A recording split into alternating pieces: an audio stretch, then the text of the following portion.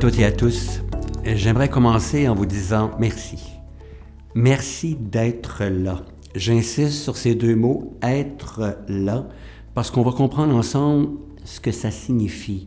Ces deux mots-là sont au cœur de ce qu'est à mes yeux la connaissance de soi. On va découvrir aujourd'hui la distinction qu'on doit faire entre le monde de l'ego et le monde de la présence. Puis entrer dans la connaissance de soi, c'est découvrir où est notre attention. Est-elle dans le monde de l'ego ou si elle est dans le monde de la présence? J'ai le privilège de partager avec vous aujourd'hui une croyance fondamentale qui m'habite. Une croyance, en ce qui me concerne, ce n'est pas la vérité. C'est quelque chose que moi, je crois. Vous pouvez très bien croire autre chose que moi. C'est même merveilleux parce que dans la vie, on a parfois l'opportunité de mettre en commun nos croyances. J'insiste aussi sur cette expression « mettre en commun ». Je l'emprunte à Jacques Salomé, grand expert de la communication humaine, qui nous a donné, à mon avis, la plus belle définition qui soit de la communication humaine. C'est la plus brève que j'ai entendue dans ma vie, mais la plus forte. Salomé a dit un jour « communiquer, c'est mettre en commun ». On n'est plus dans une dynamique où on veut à tout prix prouver à l'autre qu'on a raison. On est dans une dynamique où on expose ce que l'on croit. On invite l'autre personne à exposer ce qu'il ou ce qu'elle croit. Et à partir de nos créativités respectives, de nos intelligences respectives, on essaie de voir ce qu'il y a de semblable et de différent dans nos croyances et de cheminer. Je distingue les croyances de la certitude. Je me méfie de la certitude. Nietzsche a dit un jour « Ce n'est pas le doute qui rend fou, c'est la certitude ». Et je crois que c'est important de comprendre ça aussi. Il y a des croyances qui, pour certaines personnes, deviennent des certitudes et sont plus capables de distinguer croyances et certitudes. Il y a des croyances utiles. Elles peuvent nous aider à mettre en place, par exemple, si je crois que je peux guérir d'une maladie, je vais pouvoir mettre en place ce qu'il faut pour guérir. Si je ne crois pas que je peux guérir, je ne mettrai pas ces conditions-là en place. Mais il y a des croyances qui deviennent des certitudes et qui conduisent malheureusement à la polarisation, parfois même à la radicalisation, surtout lorsqu'elles deviennent identitaires. Et on va comprendre tout à l'heure que ça signifie qu'elles font partie du monde de l'ego. Elles répondent à un besoin qu'a l'ego d'être en sécurité à cause de toutes les peurs qu'on découvrira ensemble au cours des prochaines minutes. Et malheureusement, à ce moment-là, on s'enferme dans la croyance plutôt qu'aller dans la quête de la vérité. Alors aujourd'hui, tout mon discours va être teinté d'une croyance profonde.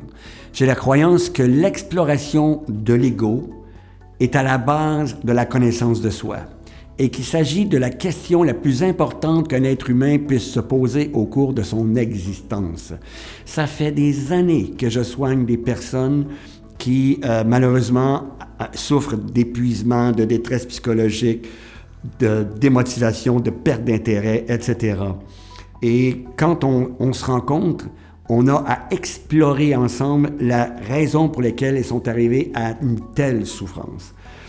Et malheureusement, on finit par découvrir que ces personnes-là étaient coincées dans des croyances et que leur attention était happée par leur ego.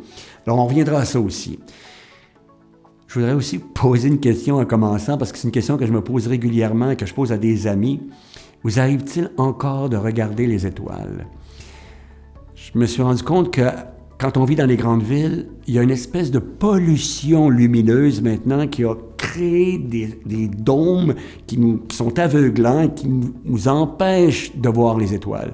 Elles nous ont fait perdre une perspective. Et ça fait en sorte, à mes yeux, encore une croyance, mais qu'il y a une espèce de retour sur soi-même plutôt que d'entrer dans une connexion avec ce qui nous entoure. À la base, ça aussi, on va y revenir, nous sommes des êtres de relation. Mais quand on est coincé dans un regard uniquement sur soi-même, on n'est plus ce que nous sommes. Alors déjà, il y a un premier exercice auquel je pourrais vous convier, et c'est tellement merveilleux, c'est d'aller regarder les étoiles. Ça a l'air banal, mais c'est très puissant. Il y a un tableau d'un grand peintre allemand qui s'appelle Anselm Kiefer. Le titre du tableau, Étoiles filantes, vous pourrez sûrement le retrouver sur Internet, où on voit un homme couché sur le sol, et au-dessus de lui, il y a un ciel constellé d'étoiles. Et je me dis, mais quel tableau magnifique, parce qu'il est en train littéralement de sortir du monde de l'ego pour entrer dans le monde de la présence. La pollution la plus intense qu'on puisse vivre au cours de notre vie provient de notre ego. Ce que l'ego dégage et le fait qu'il accapare notre attention nous trompe à propos de ce qu'est la véritable lumière. Il nous empêche de voir ce que nous sommes vraiment. Alors, il y a 4 bonnes raisons qui justifient qu'on s'arrête pour explorer ce qu'est l'ego et faire la distinction avec ce que nous sommes vraiment. La première raison, c'est parce que l'ego, à travers son activité, nous empêche de découvrir qui nous sommes. Et c'est une question fondamentale, parce que si on ne découvre pas ce que nous sommes vraiment, on va entrer dans des souffrances inutiles. Il y a une histoire magnifique que j'ai entendue raconter par Eckhart Tolle, l'auteur du livre « Le moment présent ». Et dans ce livre, il nous raconte l'histoire d'un moine bouddhiste, enfin d'un homme qui circule sur une route et qui arrive face à face avec un moine bouddhiste. Et là, il se dit « Enfin, je vais savoir ce qu'est le bouddhisme ». En passant entre parenthèses, je ne connais pas grand-chose du bouddhisme, mais je trouve l'histoire magnifique. Alors, il arrête le moine et lui dit « Pourriez-vous me dire ce qu'est le bouddhisme ?» Et il s'attendait à une réponse qui pourrait durer 2 à 3 heures.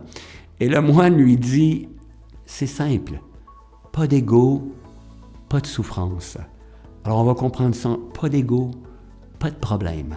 On va comprendre ça ensemble dans les minutes qui viennent.